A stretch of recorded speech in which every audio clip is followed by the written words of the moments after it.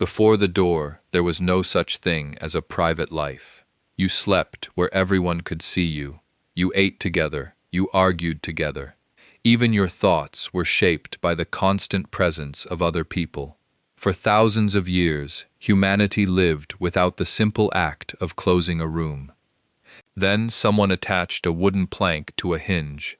It doesn't sound like the kind of invention that changes civilization, but it gave us privacy.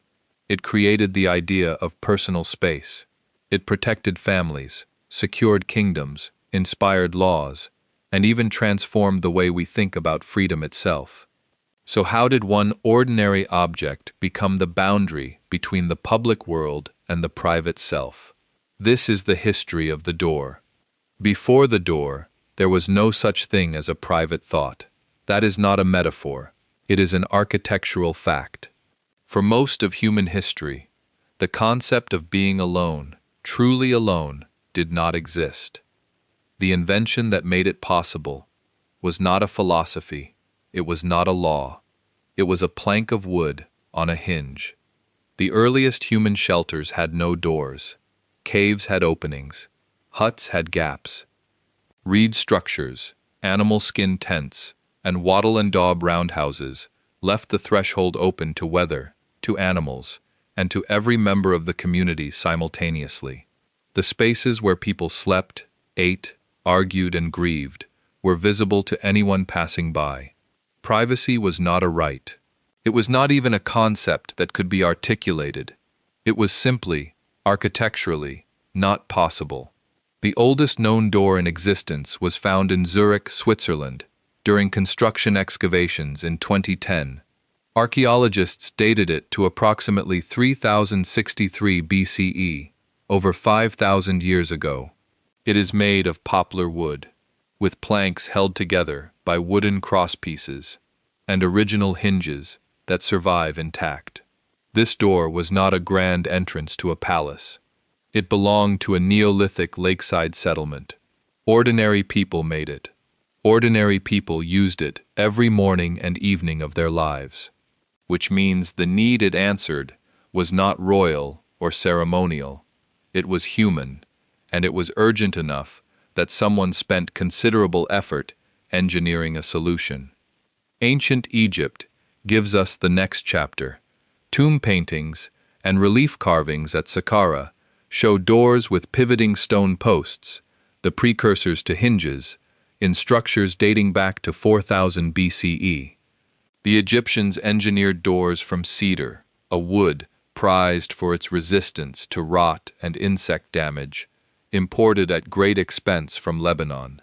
They carved those doors with the eye of Horus, the Jed pillar, and prayers to the guardian gods of thresholds.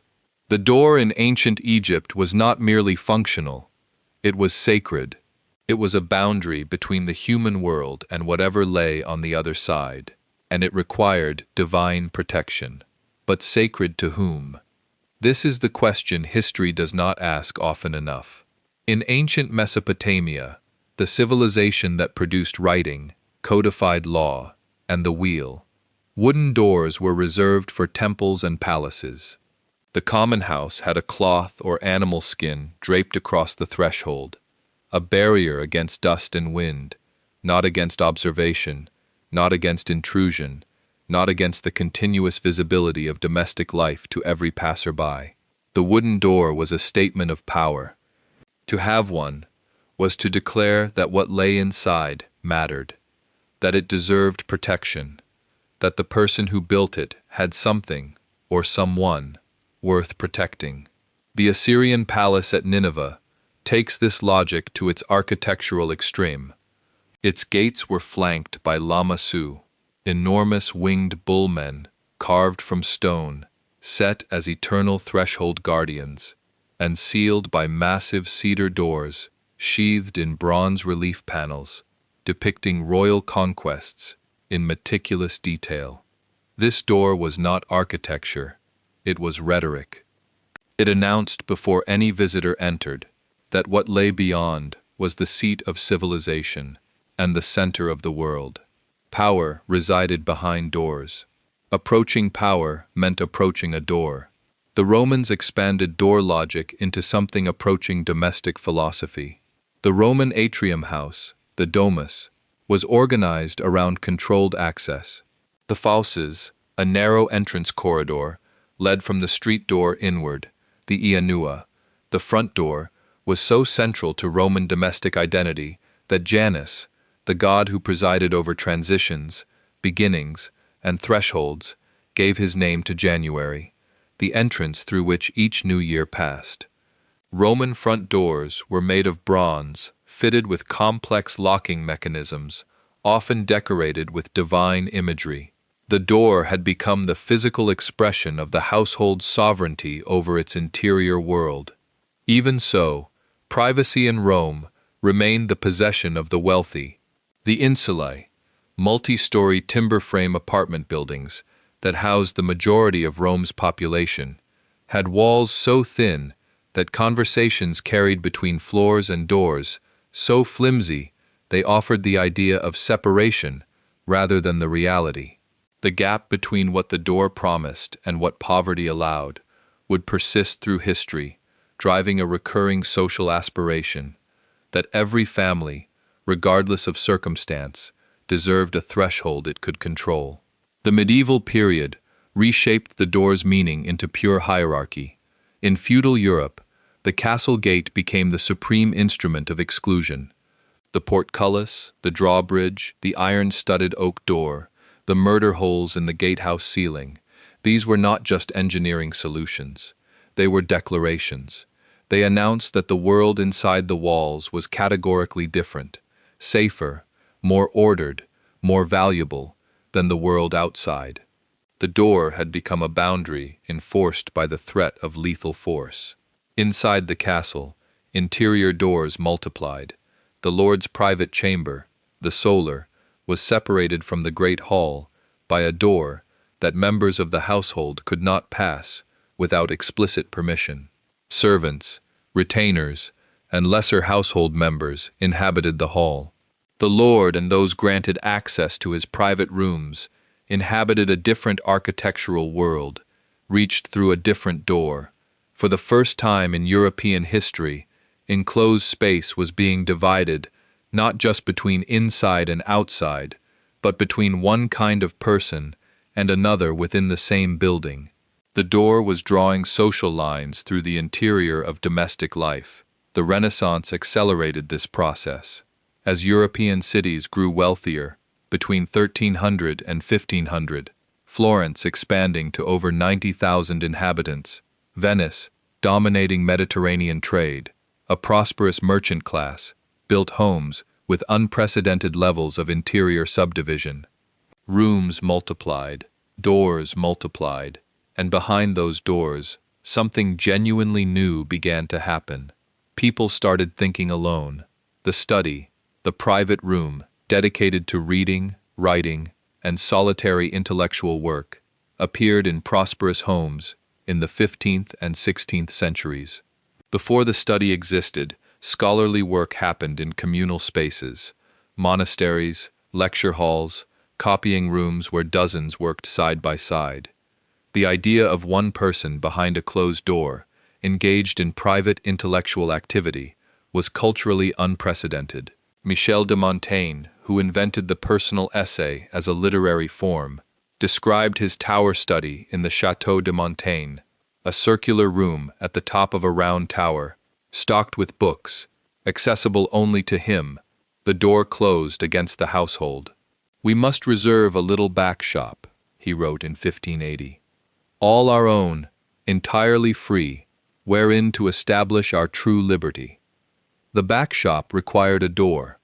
The door was not the setting for Montaigne's private life. It was the condition of it. The Protestant Reformation deepened the private room's significance by giving it theological weight. Lutheran and Calvinist theology placed unprecedented emphasis on individual conscience, the direct, unmediated relationship between the human soul and God. Salvation was an interior event. Grace was a private transaction. The inner life had become, for Protestant theology, the most important thing about a person, and the inner life required a space to exist undisturbed. The closed door and the Protestant interior self were developing simultaneously, in the same cultural moment, reinforcing each other across the 16th and 17th centuries.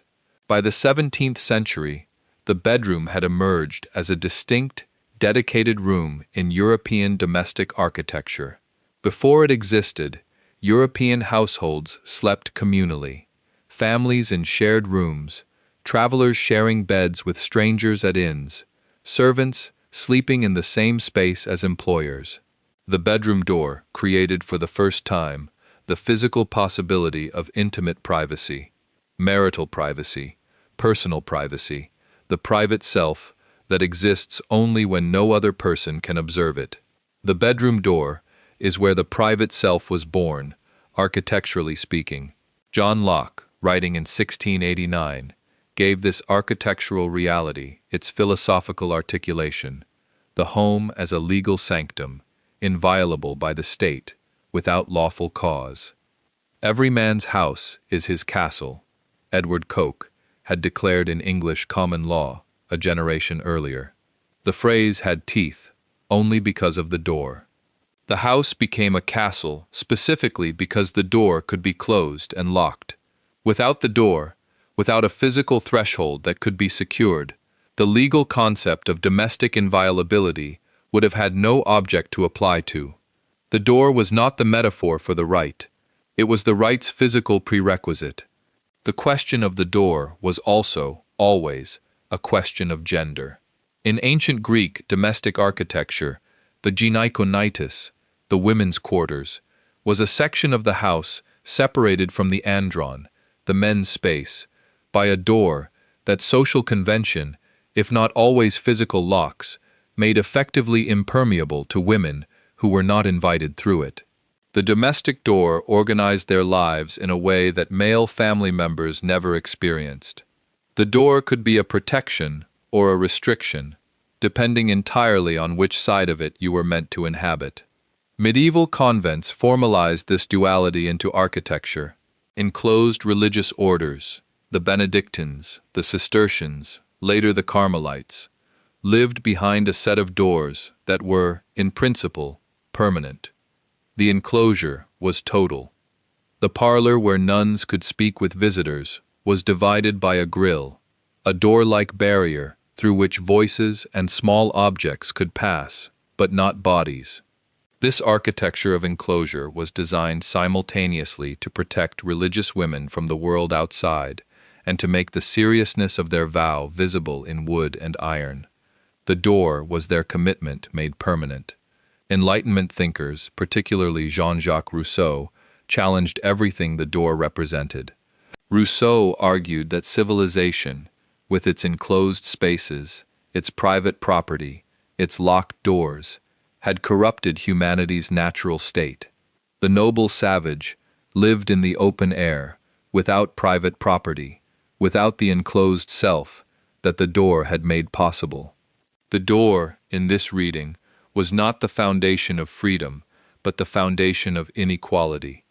The original technology by which some people declared that what was inside their threshold was theirs and no one else's.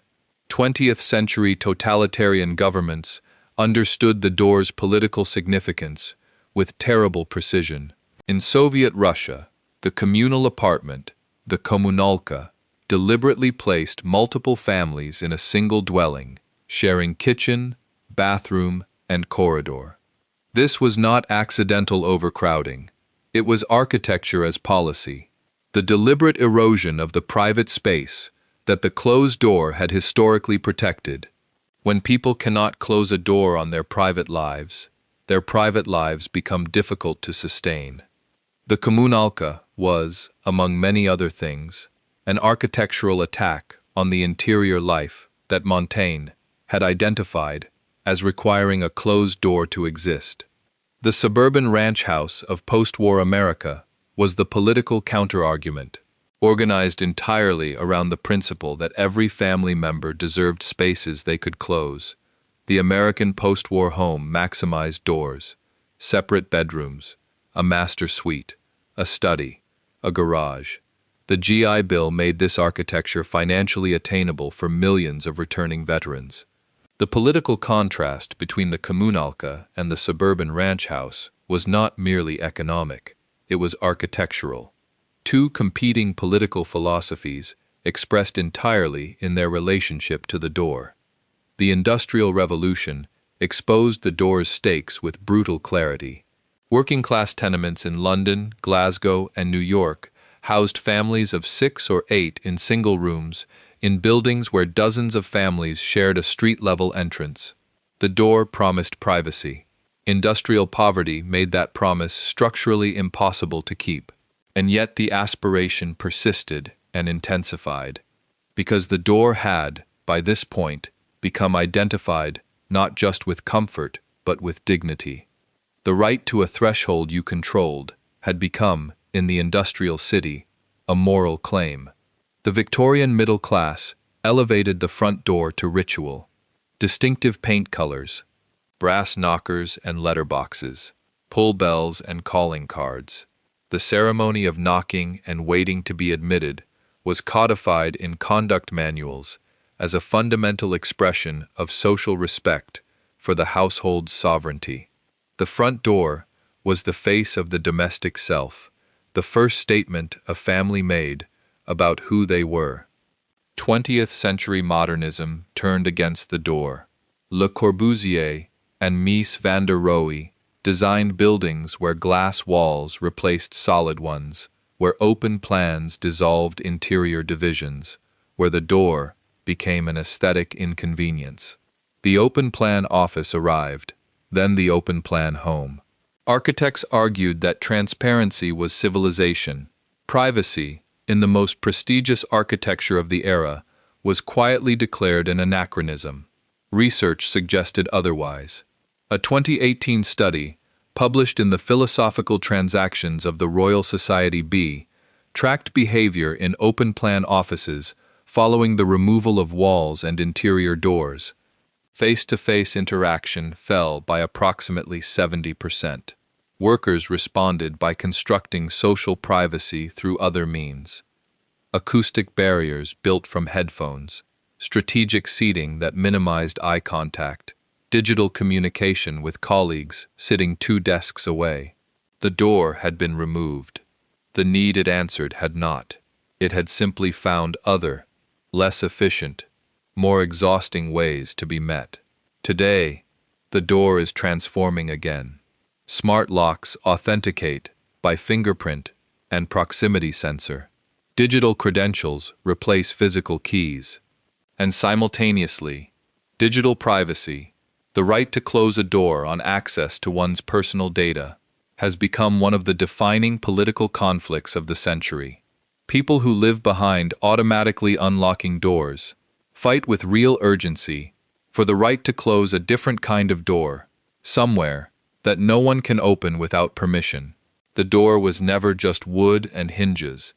It was the physical expression of a need that precedes recorded civilization. The need to exist, sometimes, beyond the reach of other eyes. To occupy a space that others cannot enter without consent. To have, as Montaigne understood, a little backshop of your own. The door did not just change architecture. It changed what a human being was permitted to become. Before the door, a person always existed in the presence of others. After the door, a person could choose. That choice, ordinary, daily, unremarkable, is the foundation of everything we now call the private self, private thought, private belief, private love, private grief, private conscience, and the inner life that Montaigne first had a room in which to discover. The next time you close a door and feel the room go quiet, you are participating in something 5,000 years old. You are doing what the people of Neolithic Zurich made possible. You are choosing to be alone. And that choice, so familiar, it barely registers as a choice at all, is one of the most consequential acts in the history of the species. The Victorian front door became a civic performance. Paint colors were chosen to signal personality, and neighborhood standing. Brass knockers, letter boxes, and house numbers were polished weekly. The rituals surrounding the front door, calling cards, visiting hours, the formal act of knocking and waiting to be admitted, were codified in etiquette manuals as fundamental expressions of respect for the household's sovereignty over its interior world. The front door was the family's public face. No other architectural element was more closely monitored or more heavily loaded with social significance. The 20th century's open-plan revolution turned against everything the Victorian door represented. Modernist architects, Le Corbusier, Mies van der Rohe, Frank Lloyd Wright, championed transparency and the dissolution of interior walls. The open-plan office and the open-plan home were presented as liberation from the cramped, hierarchical spaces of the 19th century. But what the open plan removed was not just walls, it was the daily choice of whether to open a door to another person or to close it and be alone. The door had given people control over the terms of their availability. The open plan ended that control by removing the mechanism through which it was exercised. The digital era presents the final paradox in 5,000 years of door history. Physical security technology has never been more sophisticated. Smart locks with biometric authentication, multi-point locking systems, and access control infrastructure that logs every entry and exit. The physical threshold is more defensible than at any previous point in recorded history, but the data flowing through every device inside that closed door is subject to surveillance, commercial exploitation, and state access in ways that no physical lock can address. The door closes the room. The data leaves through the network. The private space that the door made architecturally possible has been hollowed out from within by the devices people carry willingly inside it. Privacy, the concept born with the door, has become the defining civil liberties conflict of the century. The door also gave rise to an entire language of metaphor, so embedded in daily speech that its origin goes unnoticed. To open doors of opportunity, to be shut out, to close a chapter, to find something ajar. All of these draw from the physical and social experience of the door. Even the word janitor, the person responsible for maintaining a building, comes directly from Janus, the Roman god of doors and thresholds. The door permeates the language because it permeated the social experience. Every culture that built one found in it a metaphor for possibility, exclusion, transition, and the boundary between the known and the unknown. The door is not just architecture. It is one of the foundational images through which human beings understand their own lives. The threshold itself, the strip of wood or stone at a door's base, carries in its etymology the memory of the door's original agricultural function. In Old English, threshold referred to the area of a barn where grain was threshed, the floor where the harvest was beaten to separate grain from chaff. The door stood at this vital point, controlling access to the stored food the threshing had produced. The word we still use today for the entrance to our homes, the line between inside and outside, the point of invitation and exclusion, carries embedded in its syllables the memory of that first purpose. Every threshold you cross echoes that one. Next story, we'll uncover the hidden history of the pen and how one remarkably simple tool preserved knowledge, signed revolutions, and quietly changed the course of human civilization. Because history wasn't only made by the sword, it was written with a pen.